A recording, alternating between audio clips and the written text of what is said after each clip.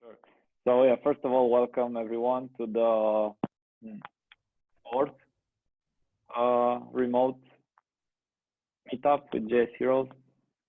We are apparently it comes really easy to organize meetups this way. So and we have a lot of people that are interested in giving talks, and we have a lot of people from outside Cluj that can also now give talks at meetups, which was not possible in the non-remote way of managing them. So we are going to try to have one every week, at least until we have energy and until we are all stranded in our home.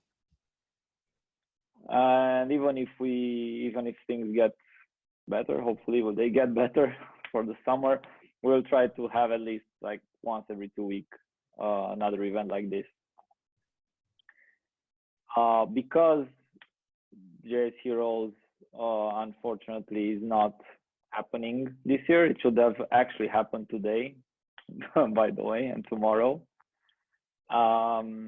We are trying to also invite speakers and ambassadors and trainers who are supposed to come for the conference and we invite them in the next few weeks to also give talks at this remote meetup. So we already have someone lined up for next week. You should see the announcement soon. And we're going to try to bring as many people as we can from the outside communities to give some, maybe the presentations they were supposed to give at JSHeroes, maybe other presentations, doesn't really matter, but to give them in front of the community. And hopefully we have also in time more and more people from outside the community also joining as participants. And also maybe we try different types of meetups, different types of formats, like maybe why not open discussions or I don't know, any kind of different ways of doing this kind of community events. That being said, welcome again to this week's, it's funny to say this week's meetup. Usually you say this month's meetup or something like that.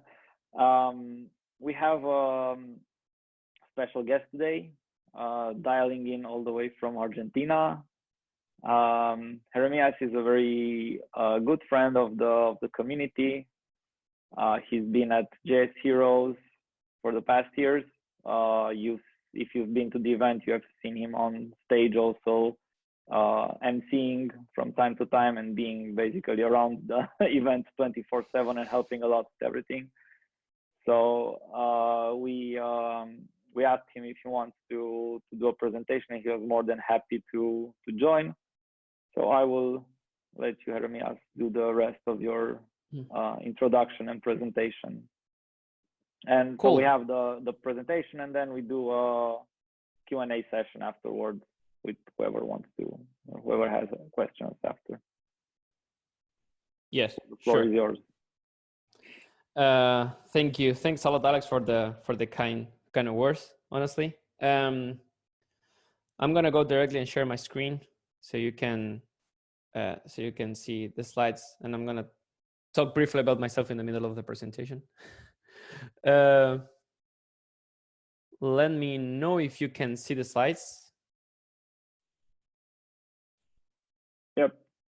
Yeah, we can see them. Can you give me back the host, please? How do I do that? Just right click on my name in the participants list, and you have the more option. I already did it, so it's fine. Okay, perfect. Thank you. Cool. So are we good to start? Yeah. Awesome.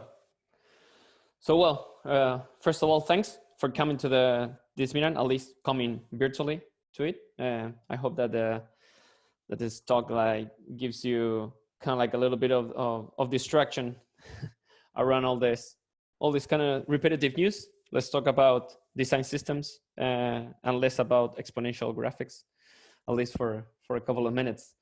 So as I said, I'm going to talk about design system, but more specifically about the adoption and how it happens and what things are involved in the process of trying to run the adoption of the project like this across your company, across your organization.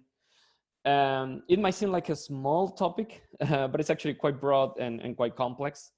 I have experience on this because in my previous company, I used to lead the whole project. And well, we have several product engineering teams consuming this, but the situation wasn't quite perfect. We received the project with a lot of tech dev. There wasn't a team before us, so there was a lot of stuff that could be improved. And also we saw teams using the project in different ways. Some teams were really close to the latest version of the design system package. Some teams were really far away from it and not updating it or not using even the components properly as it was intended. So yeah, I think that the important thing and probably the most important takeaways for you is that you gonna have like a better picture on what it takes to maintain a centric tool like this. It's not just about design systems. I think that any package that is sitting in the middle of the organization's architecture, it could be like a library for doing analytics, a library to fetch data, something that you're sharing with the rest of the teams, might be affected by the same patterns. On this, of course, this has a bit around design because it is a design system. So I hope that some things that I mentioned can help you maintain these kind of projects, and also how to guard yourself from possible pitfalls. We were trying always to overcome this, trying to anticipate whenever it was possible. Sometimes we were successful, sometimes we weren't. So I hope that this gives you a better visibility of these opportunities. Before starting with the actual content of the talk, just a little bit about myself for the ones that don't know me. So that's kind of my face in a circle.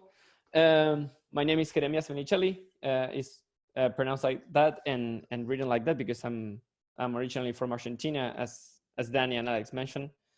I've been a front-end engineer for I think more than a decade already, but later I've been focusing more on animation, on web architecture and design systems. Of course, I'm from Argentina, but I'm actually living in Barcelona. I just can't come back because of the pandemic. But the most important fact about me that I want you to remember, at least for this talk and after the talk is finished, is that I don't put pineapple on pizza. I hope that you don't either.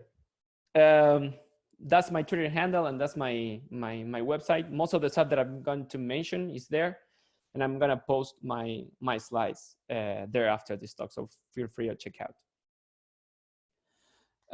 Quick thing before starting is that I have some GIFs and some animations. If you see that maybe you're sensitive to them or you're not enjoying it that much because of the connection or because you don't like them, just I don't know, you can close your eyes and pretend that this is a podcast. So I'm gonna jump with the first slide that I always see on each talk that is related to design system, which is what is a design system? So I'm not gonna do that, mostly because I mean, it makes sense. It's a really human thing to try to define everything that's around us or everything that we have or use. But the thing is that right now, it doesn't make that much sense. Design systems are quite new. We're still kind of figuring out what they are and where they sit around our projects and around our companies. I think it's better to think what a design system should be doing for us if we had one. So if you're planning on having or starting a design system in your company, you should think that this design system will enable a new level of efficiency for your teams, a level of efficiency that you wouldn't have without it. And this is super important to think because a lot of people come to me and saying, hey, we want to start a design system in this company. And I say, hey, how many people you are? Like, oh, we're 3. And it's like, okay, who's going to maintain the project? So it needs to make sense for your company to have it. If there's another way to achieve this efficiency, maybe you don't actually need the design system. But if you decide that you actually want this and it's going to help you to build interfaces faster, then you need to think that this should be scalable by default. Your design system should be aligned with your tech stack to allow you to integrate easier and faster.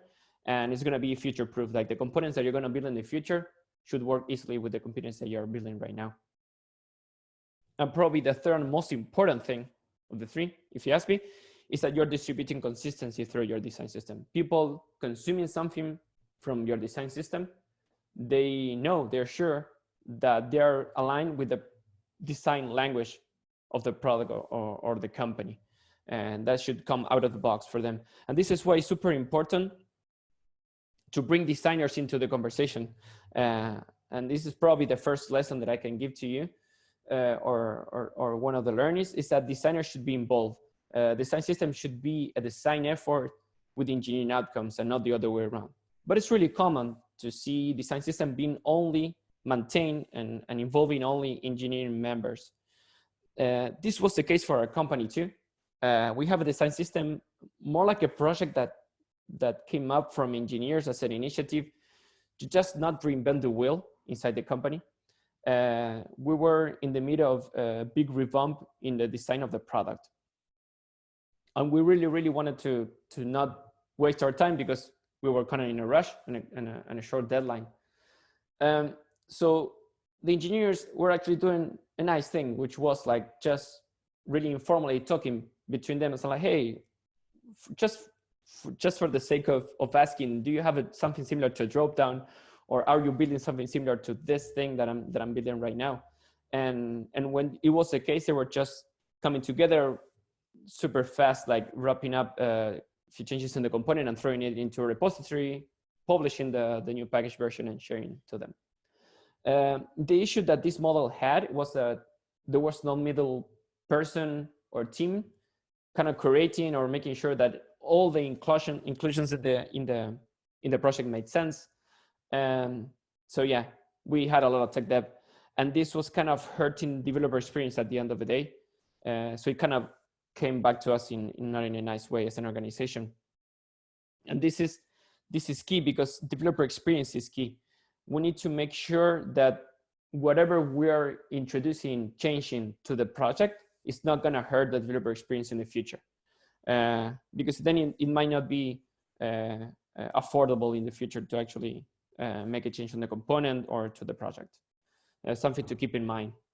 So designers are important to be involved in this kind of projects, and developers experience is key also too.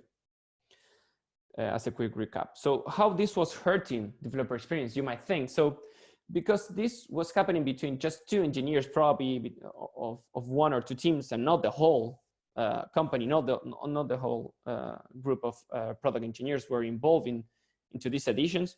We had situations similar to this, and you might think that this is like a fake example that I put for this talk, but actually this was a real example. We have components sharing similar props or similar artifacts around them. For example, a Boolean prop that made them visible or not in the DOM. This was the case for a dialog, for the model, for the drawer. And the three of them had different names. And this is not just hurting your eyes, as you might as it might be doing right now, but it was actually a developer experience issue that we had, because imagine that you're an engineer, that you're consuming the project, and you don't know the model component, but you know the dialog component. You use it a lot, and at some point you need to build a screen that involves the model component, and you import it. And of course, the first thing that you're going to try to do is to use the visible prop, because it's the one that you know. And hey, why should we another name for it if it's doing the same? But then you don't know why the model is not working, and then you need to go to the project if you don't have documentation put down, and then you need to inspect the code to actually see how the model works. And you're putting your engineers into this kind of focus switching situation where they are trying to solve a feature or a bug or implement a new screen, and instead of that they need to change the focus and go to another project and see what's going on. And also you're forcing them to relearn a new interface when they shouldn't. They're consuming a component that is from the same project, but things don't work exactly the same way. This is not good. And this, of course, hurts adoption for sure. Another thing that we had was a lot of patterns that are not particularly bad for code, but are not ideal in the context of the design system. So this was the drop-down component that we had. It's pretty similar, and it was actually one of the most problematic ones that we had. And it was basically you were passing the value, the set of options that you wanted to share, and then you have two render callbacks, a render header and a render option. Again, this is not bad. I'm not against render callbacks at all. I like them actually, I use them. The issue is that me as a maintainer, I cannot know what is gonna be the final markup, the final footprint in the DOM of the component. And the issue with these kind of things is that you have an unexpected behavior of the component. You don't know how it's gonna behave at the end because you don't know how it's gonna be used. And this can lead to unexpected bugs. And this was indeed one of the hardest components to migrate and to rewrite. And this is a common issue also on design systems that I've seen and that I made audits out of the wild, is that you're not distributing the design of the dropdown, you're just distributing the behavior, the logic of the dropdown. You're distributing the fact that when the user clicks on the result of the render header, the render option callback is gonna be a call for each item. But you're not actually distributing how the dropdown looks. And of course, this kind of kills the purpose of having a design system. So as a pattern is not good. The third thing that we didn't like about the project when we started maintaining it was that we had no tests. And of course, we can kind of all agree that no test is not a good situation to have in a project, especially if it's used by the whole company. But here we're talking about adoptions, not just about good projects or bad projects or maintenance or quality. And having no test was actually hurting adoption a lot because in this situation where engineers were just throwing components inside the repository and they had no time for set tests, at least a couple of silly ones. But at some point, some engineers saw the opportunity to import that component, but they needed a small change, probably a new prop, probably a new behavior, even a bug fix sometimes. But they were scared of breaking that component for the rest of the teams that were already using it. And this was not good, of course, because the usual resolution of this was that the engineers were actually copy-pasting the content of that component into their repositories. Not only duplicated code was the outcome of this, actually you're losing the opportunity of a feature adoption of the component, even if that component gets improved, for example, or gets some adjustment in design. This was really bad. And this is how having no tests can actually break potential adoption opportunities around the organization for your design system. So of course, after all of this, we start thinking about a plan, like how we're going to actually start making changes in the project, but at the same time, pushing engineers to adopt the later changes, move into our components, be happier with it, and of course, not block them in the process. And this is the moment that you need to start thinking about the engagement of the code base. The design system to be adopted is not just importing those components, as you might think, but it's also the fact that the engineers are really, they feel safe about going into the code base, making a small bug fix or thinking about a future feature that they can add. They feel safe about importing your code base into their projects, which they weren't sometimes, to be honest. So we made a plan. We decided that we were going to first make an audit and come up with a really common interface across the whole project, which was a really tedious and long work. But before even implementing that, we wanted to refactor and align the code style of the project structure. We wanted to write unit tests on each step to make sure that we weren't introducing any regressions. And we wanted to write contribution guides for the engineers and also document our decisions. The hypothesis that we had for this was that if we documented our decisions and exposed them before even implementing them, before even starting with them, it was going to give them the transparency that we were sharing and giving them the chance to raise their hand, And of course, we were receiving feedback if we needed to. Having an homogeneous code base closer to how the code bases look inside the organization, inside the company, would give them a lot of confidence to actually collaborate with us and give us even more bandwidth. And of course, having less buggy and more predictable artifacts will drive adoption on early iterations, because if you're going to make your own dropdown, then you need to write the tests for that dropdown. But if you have something that is already really well tested and used by the rest of the company, then you can rest assured that it has less chances to be broken in the future. So you're going to rely more on that. But before even presenting this plan, we decided to validate first. So we actually started talking with the teams to see what were their feelings around the project and taking some notes. And also we ran a survey, and this survey didn't have any hint on what was the plan. We wanted to have an unbiased devolution from the teams, and hopefully and happily some of the things that that were our sentiments around the project were also the sentiments for the rest of the teams, because they were complaining about the naming and how unpredictable it was and how messy it was. And also they were complaining about the lack of test, the lack of confidence around the sharing. So this kind of gave us the hint that we were on the right path. If you think about it, this is kind of treating the developers as users and treating your design system as a product.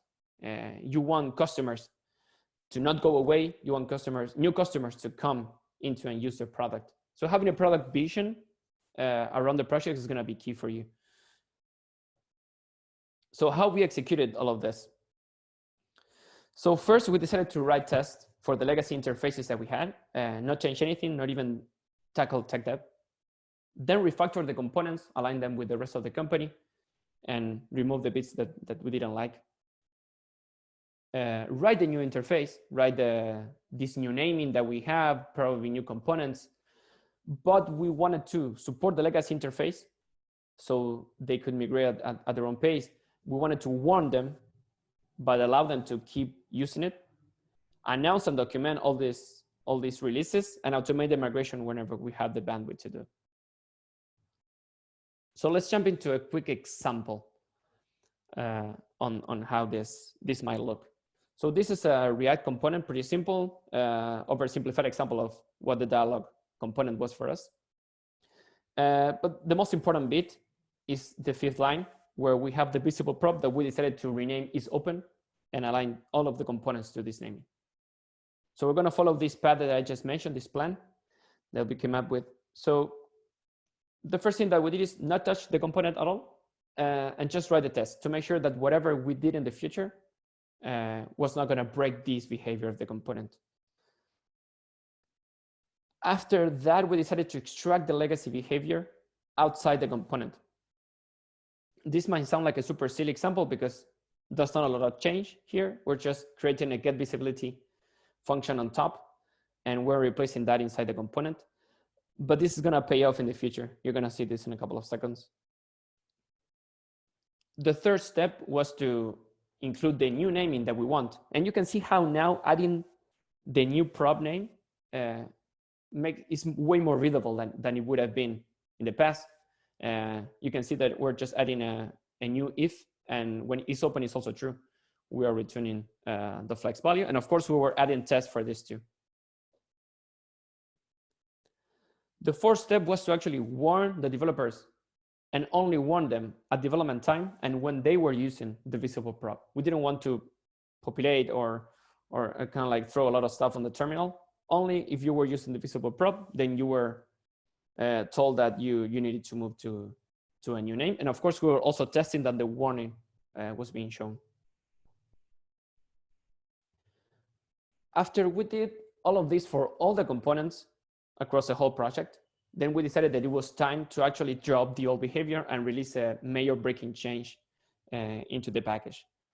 So of course, we bumped the version in major and we removed the old bits, which was quite satisfying. And this is when extracting the UI logic outside the component behavior made a lot of sense.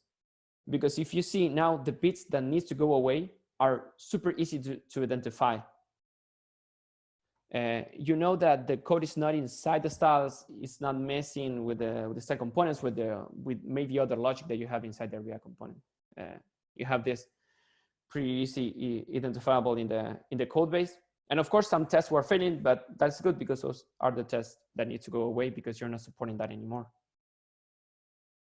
So these were the easiest components. We have a lot of different situations, but this was the most common one. But sometimes we have more complicated migrations to tackle. Sometimes the components were harder to actually modify inside. So what we did is, without the developer knowing about it, we created an internal copy of it, modified it, and we were returning a different component depending on the set of props that you were using. So if you were using an old component, we were returning the legacy one.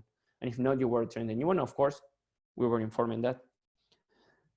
Sometimes it was really hard. Like the drop-down component had a lot of props and a lot of bugs and a lot of tech debt inside. It was really hard to try to maintain both shapes in the same export. And even it was actually dangerous to even introduce regression on the dropdown. That was one of the most used components. So we decided to just create a new folder, a new component from scratch, decided to name it B2. And it was the easiest way to do it. Sometimes we actually deprecated the component at all because it didn't belong to the design system. It was put there just for the sake of sharing it, but it was like creating a maintenance stall for us, and it didn't make that much sense. The important thing is that we were respecting the same logic that we had with the other migrations that were more smooth. Like we were warning and throwing the warning at the right place and at the right time. If you were using the new way, then you weren't having no warnings. So the important thing here are developers, because they are the users, as I mentioned before, and they're like your customers, and you don't want them to go away.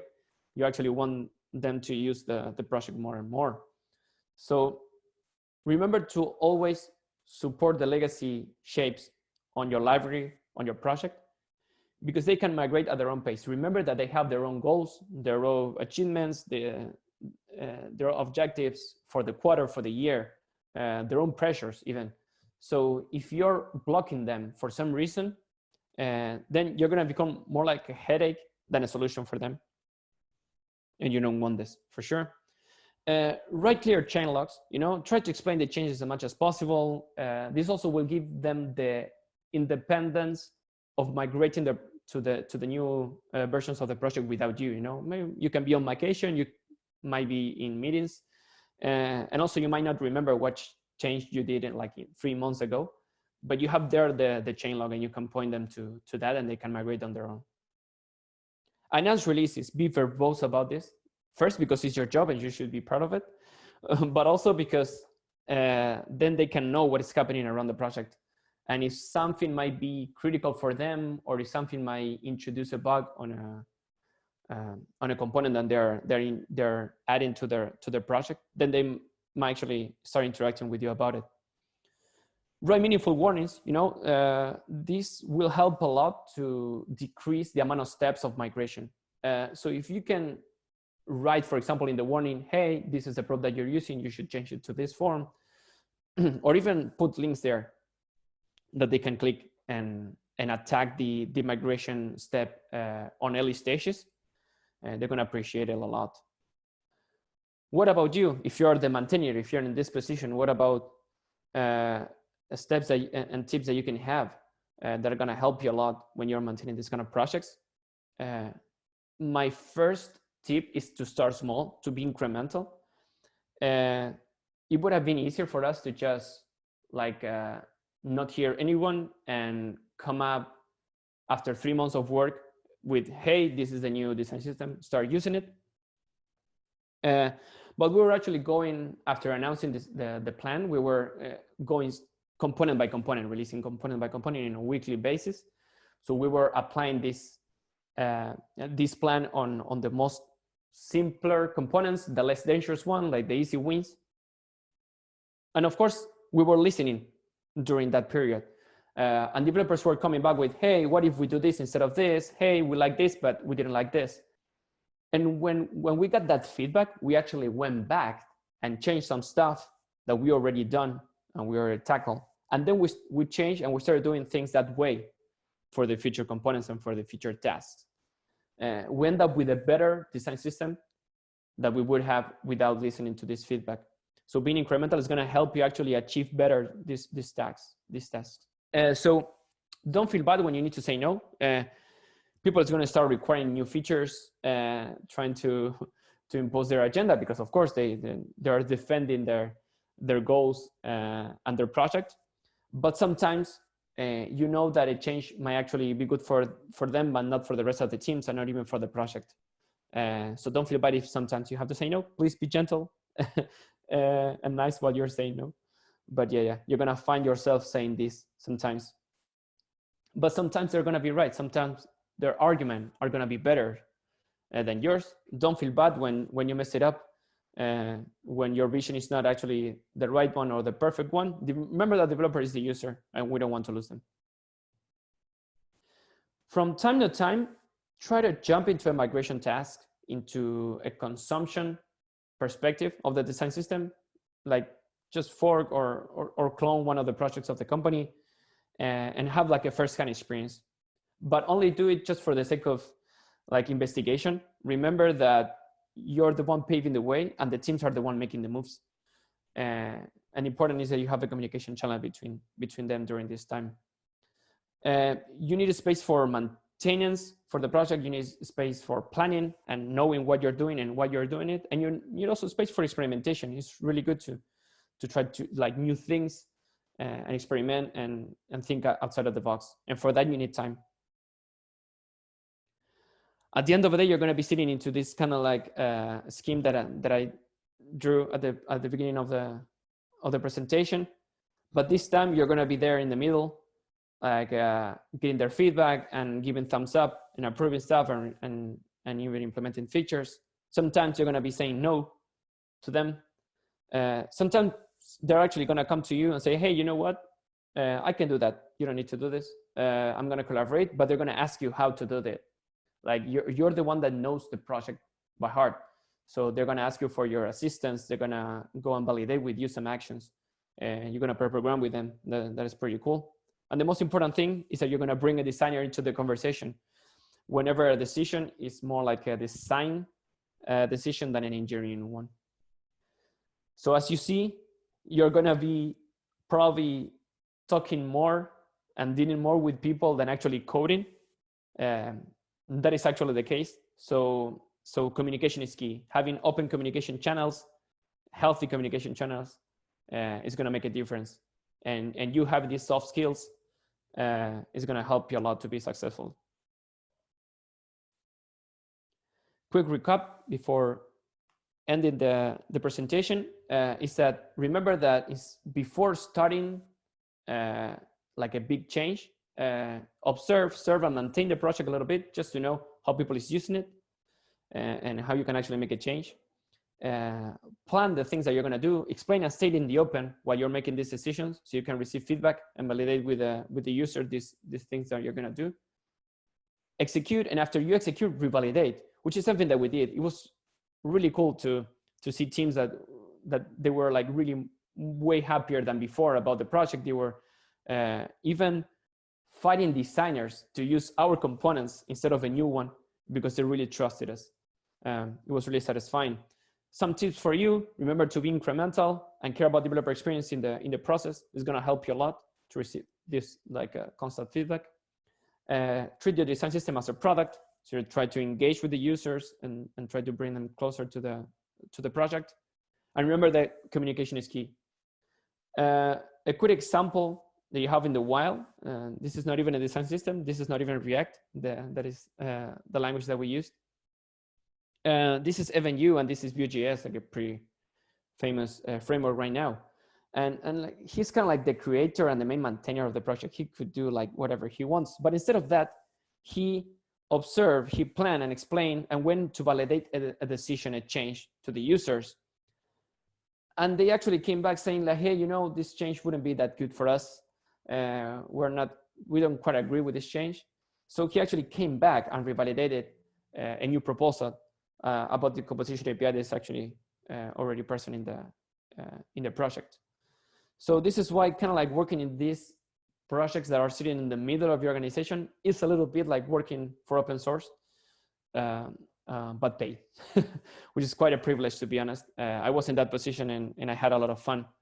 I hope that you have that chance too, if you're a front-end engineer. But remember that the most important thing, whether you are part of that team, whether you are part of a product team, but you have the chance to collaborate and probably propose some of the things that I mentioned, remember to have fun in the job that you do. This is the most important thing.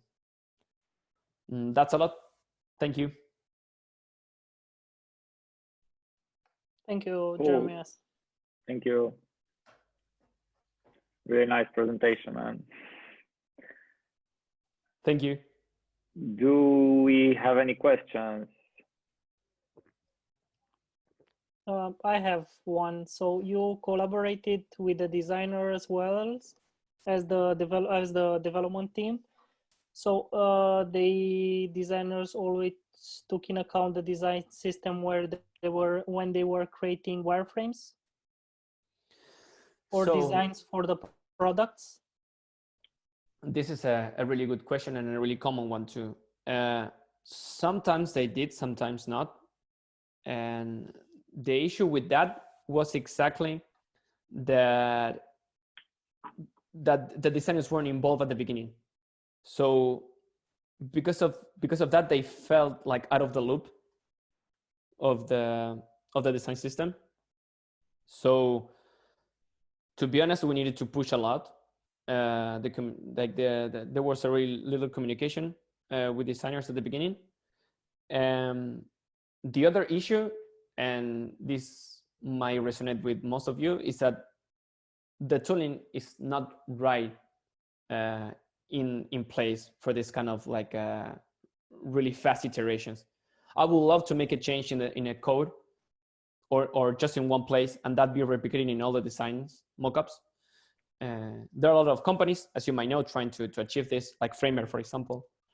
But we're kind of still not there. We're close, I think, but we're still not there. So I can tell you that it was probably one of the hardest challenges that we had.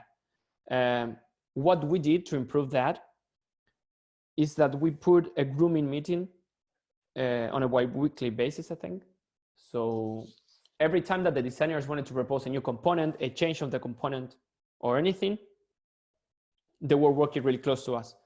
So they already had the input on how the current components was being used by engineers, what changes they needed to do, what things they couldn't do because of constraints and restrictions. And that way, they were actually more involved. They, at some point, they didn't like how the design system kind of like limit them. But then when they saw the opportunity of making a small change and that being applied to the whole company at the same time or with this, then they love it. So I think that the best way to include designers, if tooling is not backing you up, is to sell the benefits for them.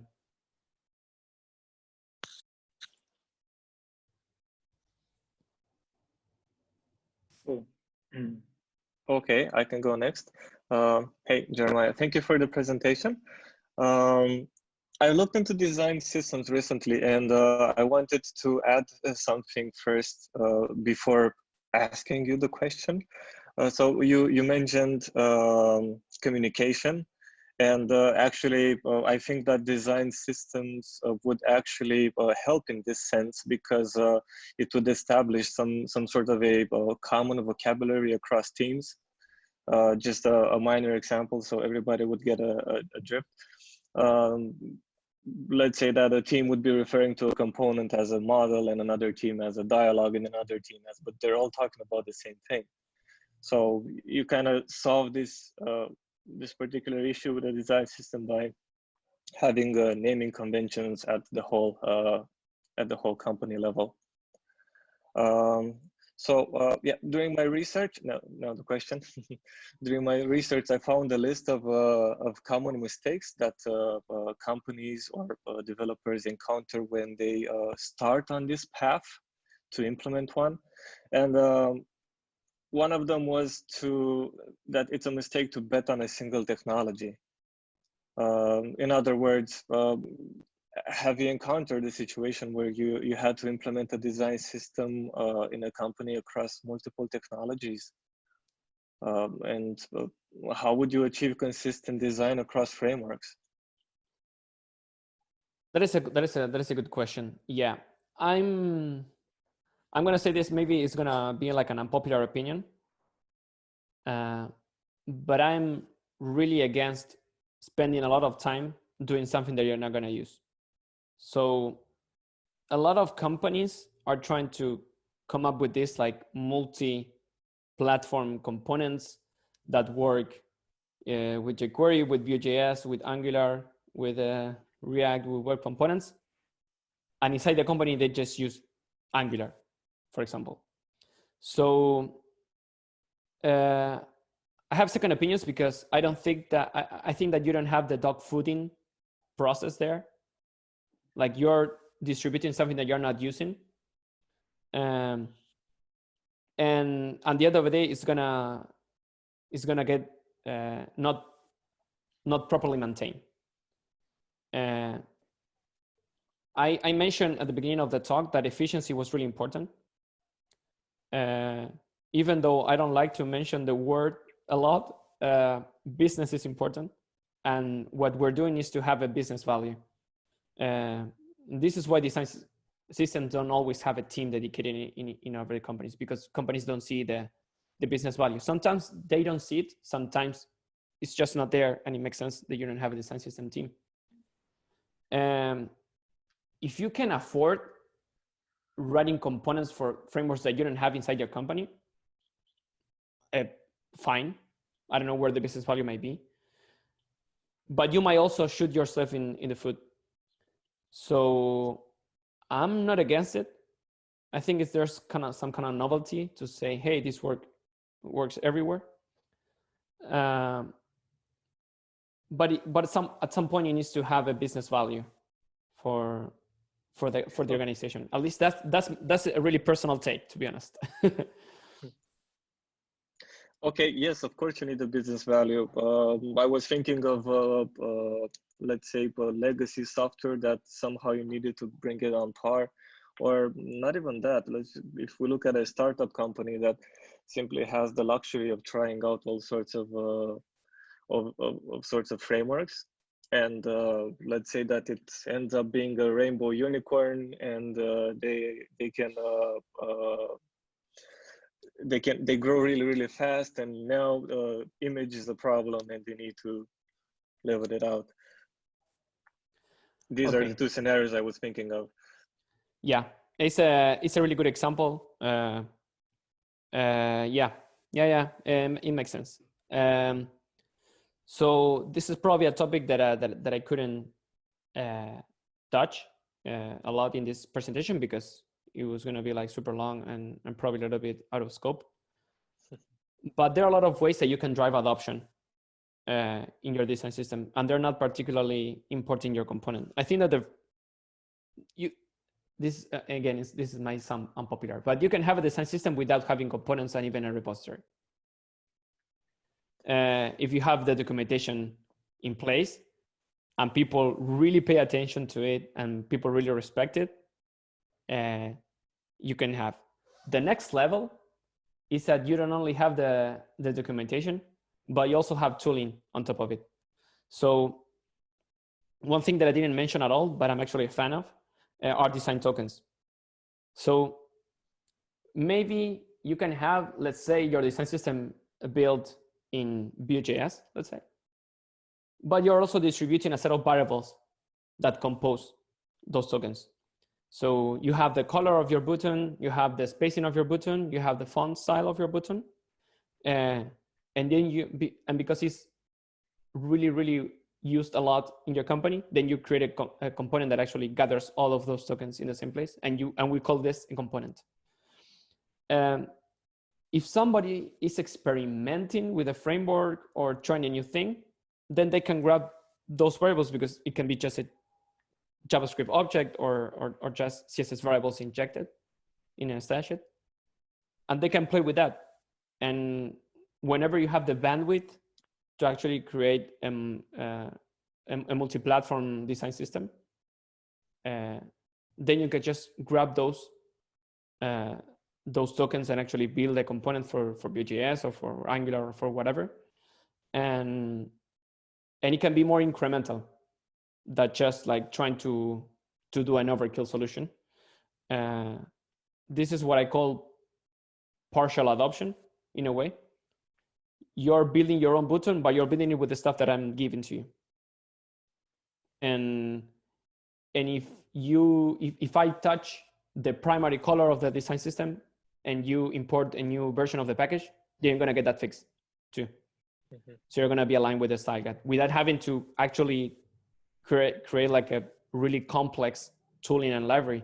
Because if you're a startup, you probably don't have a lot of team and people and money and time. Okay, thank you for your answer. It sounds really, it's a really interesting approach. Yeah, I wanted to. Yeah, go ahead. No, please go ahead. No, it's a really long topic. I actually have like a couple of articles written about design tokens that I didn't release. I hoping to release them this year. Apparently now I have the time to actually do it. So I might do it, and I talk this topic a lot. And just talking about tokens is like a 3,000 article. So yeah, it's definitely interesting. Sorry, Alex. Yeah, no, I was curious if you used any particular tooling for the design system, like Storybook or something like that, to maintain the components, or anything interesting maybe for the design tokens or the way in which you present them. I don't know, any kind of tips that you can offer on this side. Yes, because like things that developers can work with when they're building the design systems. Definitely. The first, if you don't have a design system at all in place and you're thinking about starting one, we have like excellent tools. To be honest, we were using Storybook, React style components. We were using Jest and Enzyme for testing, and that was pretty much the main stack. At the pace that we saw the necessity and the bandwidth was increasing around the company, then we, for example, started doing our own add-ons for Storybook, our own components for documentation, and after we saw a really good adoption and that the company was aligned with us about the business value of the design system, then we started to invest in an actual website. That is what you see a lot of companies doing. But what I would advise to anybody is like start small. Like, and we're really like fortunate that we have a lot of options. It's not like we need to stick with something that we don't like. We have Storybook, and we have a lot of similar options. You have Vue.js for Vue.js, and we have a lot of other like design system framework that now I cannot remember. But you have a lot of really mature tooling with a lot of maintenance. So we started small, to be honest. We started with just default Storybook, default configs, just a little bit of tweaking to align with the rest of the company. And as we saw that the project was growing, then we implemented like LinkedIn tooling, the broader testing, and stuff like that. And actually, like a follow-up on what you mentioned, you said Jest an enzyme for the test, and I was curious when you talked about the test that you are writing as you were migrating from the legacy component to the new component. What kind of tests were there? Were there like logic tests or like more like UI-oriented snapshot tests that would validate the component before and after? Yes. So we had a couple of snapshot matched kind of tests. I didn't like them that much, to be honest, because they weren't really informative at some point. And even if sometimes it was kind of silly to write like a manual test for just the style rule, I prefer that because how verbose it was. At the beginning, we had like something like 8% of the coverage, and the tests weren't even good, so it's like 0. So the first advice that I can give to anybody is like any test is better than no test, that's for sure. But for us, what worked better, and this is probably because we were using style components, is that we were using the helper package of style components and jest. So you basically create an instance of the component, and you have a new jest helper that actually checks if the style rule that won was the one that you want. So for example, we were saying like, hey, button type primary, and they were saying to just expect this component to have this style rule, like really verbose. Did we have UI logic testing? Yes, a little bit. And for us, it was a red flag. If you were testing something that wasn't styles, or markup footprint, or some, I called it UI logic, like logic, but related to how the UI works, not actually business logic, then that was actually a flag. We actually put tests there, all good, because we don't want to break it without noticing. But we immediately flag it and say like, hey, maybe this component needs to be rethought, because the idea is that you give the UI and the ways to hook up with the component, like when something changes with internal state, control that internal state. But the business logic should come from outside the project.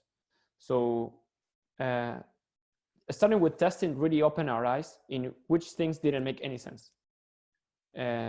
We had a lot of unit testing around number validation for an input. It was like, why we are in control with the number validation of the company? That makes some sense. Or with the loading strategy, we need to give an input that just reacts to changes, and align that design, and give something that is working. So testing is usually more than testing. Usually open your eyes for other things. So in our case, we were using directly styling testing helpers. I think that if I would have more time, I would have implemented screenshot testing. At least, not even cross-browsing, at least just one, just to make sure that I wasn't breaking a style. At some point, you can also even test functionality, because if you render a dropdown with the open option, or if you click on it and take a snapshot, then you will see it open. I would even value that more than unit testing for a design system. But to be honest, I didn't have the opportunity to actually implement that on my project. Okay, cool. Thanks. I think there's a question in the chat. If you. Yes.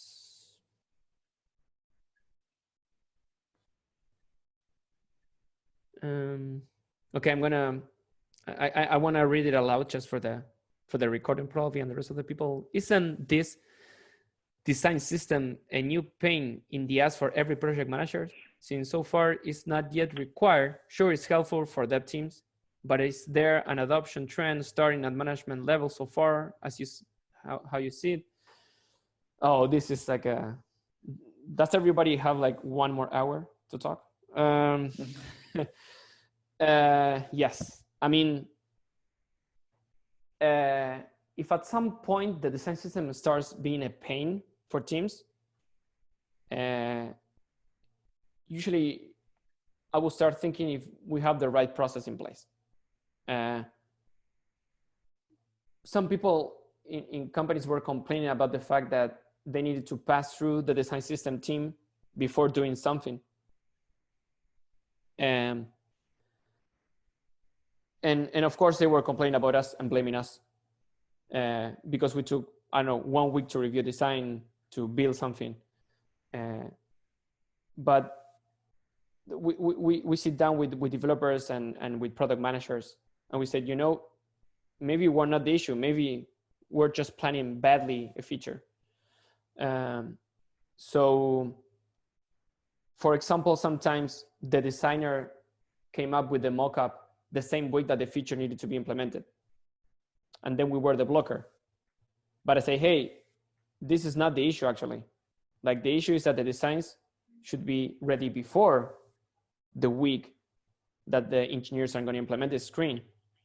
And we need to be on board. We want to be on board. We want to even help you, because as a designer and as an engineer, you're not obliged to know the whole project, the whole extent of the project, or what's the best way. That's why we are here. So if you do this the previous week, we help you. Not even that. If you're gonna use more the design system, engineers are gonna come up with a solution even faster. So usually when the managers complain about the design system being a pain in the process, it's usually a problem on the process and not the design system team. These kind of failures in the processes get exposed when you put a middle person in the process. Nobody should be a blocker. So usually having a team maintaining an external tool should take bandwidth out of the teams. Should make them, because if not, they need to build like a new model every time that you want a model, and you shouldn't need that. So they should actually speed up the teams. So if you're seeing that this is kind of becoming like a pain, maybe you need to create a new process or improve your communication channels. Because if the designers came to us with more time ahead saying like, hey, you know, we're thinking about building this experience. And they say, hey, we have all of this for you. And you're gonna come up with that like faster. And then your engineers are gonna build that faster for you. And hey, managers really like speed, so.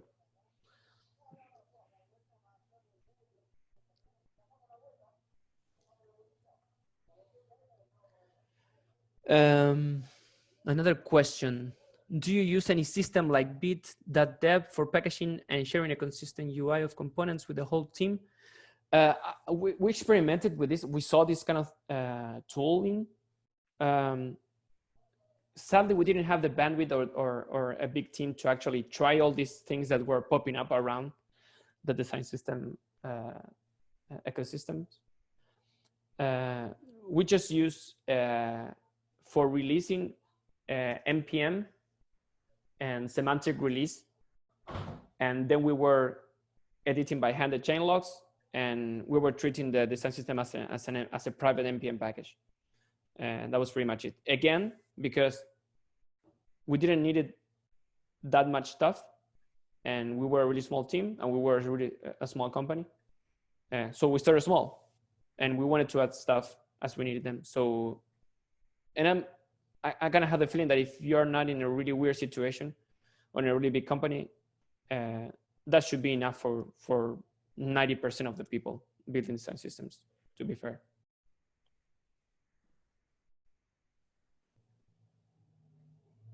I have a couple of questions you can answer with yes or no. They're gonna be short. Do you see a design system made of only web components for the companies that use different frameworks in the company? And is there a way to count what parts of the design system are used? I mean, what components are used from your design system? If it's a way to track this. So for example, you might have components that they are not used at all, so you can remove them. Okay, so first question, yes, I saw that. And I saw design system built on web components, and then I saw design system using Ionic framework, which you might have heard of. I think that Adobe also had like a really well cross-platform design system. I talked to people from them, and of course, like it works. It makes sense. If you need to, like, I'm seeing that that trying to attack this build it with design system first, with web component first, really helps if your company is aligned with that mindset first, and second, if you have really like a really cross-platform teams, like you have teams building something with Angular, something with React, then actually tackling web components make a lot of sense. I've seen them, but they're quite few. And famous one, I'm thinking about Vue.it from a Finnish company. It's really good. They have also really good documentation. They're using web components and Vue.js, if I'm not wrong. Which was the second one, Daniel? If there's a way to track what components from a design system are used. I mean, to see, like, for example, a component is used, I know, let's say 1,000 times, and another components are not used at all, so you can remove them. Is there a way to track this? I think that there is. You're gonna probably gonna need like another tooling. We wanted to implement this, but we didn't. We thought about two things. One was to run a cron job each week and statically analyze all the repositories of the company. That was interesting, crazy, but you actually don't need that much, because the only thing that you need is just to tag the import statement, and with abstract syntax tree analysis, you can easily do that. The other way is to actually instrument in the design system components. Basically, throw in an async method and do a post every time that somebody like mounts that component, and with some extra information like the path of the root of the app or the other project. We didn't do it. We really rely on GitHub and manual checking, and also we were doing this monthly gathering with the teams, engineering teams, to announce the changes that we were making and the components that were modified, and if they have some mistake. But again, we were a startup and we didn't have a lot of time and team. But if you ask me what I would do, is I would go with those two options. If I have the time and I'm a little bit crazy, I would have like a static analysis on the project. If not, probably some internal analytic solution. Thank you.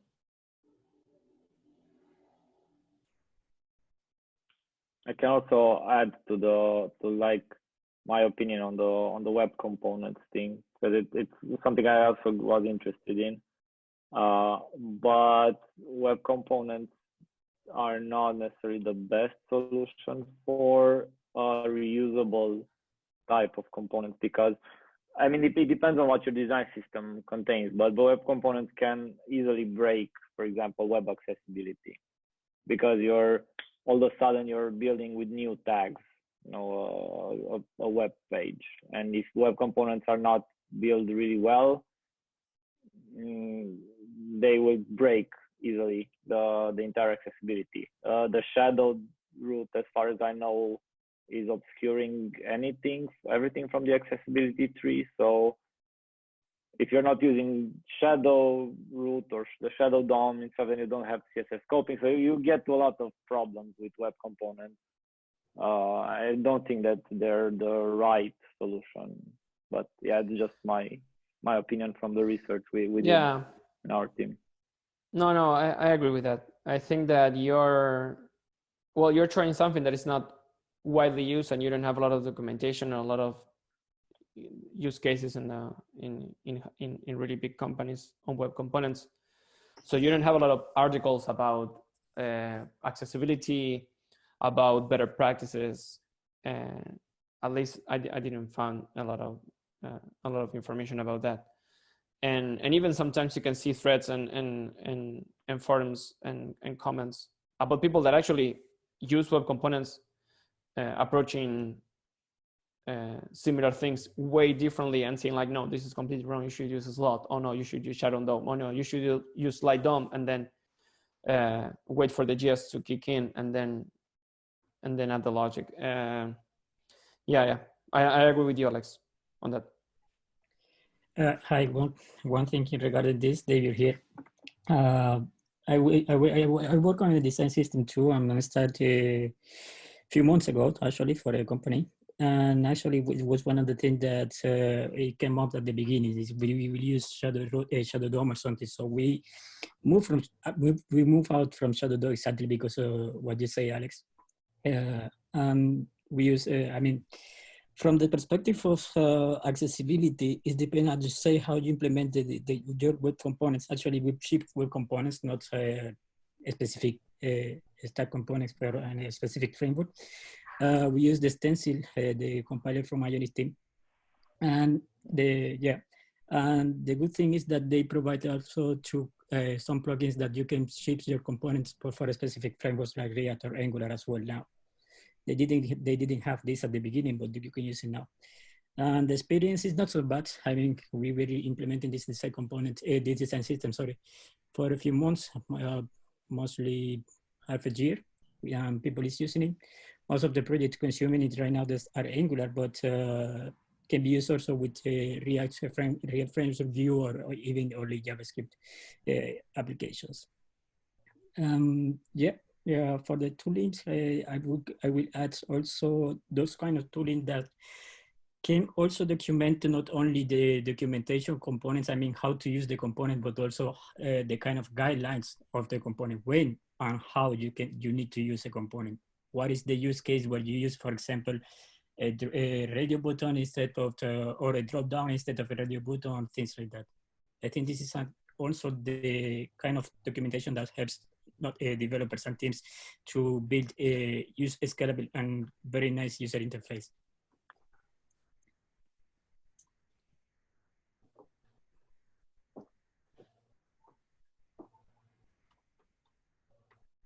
Yep. Any other questions? Or just, discussions? I guess we don't have to have like question and answer anymore.